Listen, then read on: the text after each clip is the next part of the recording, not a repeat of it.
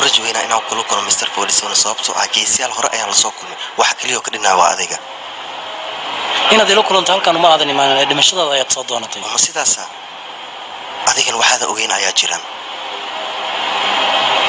halkan waxaad u timid inaad gacanteeda ku dhimato ilaan khatar aad ismoodaay ha aniga waxaan ku ogeysiirmaa inaan adiga ka khatarsanahay soo daa waxaad hayso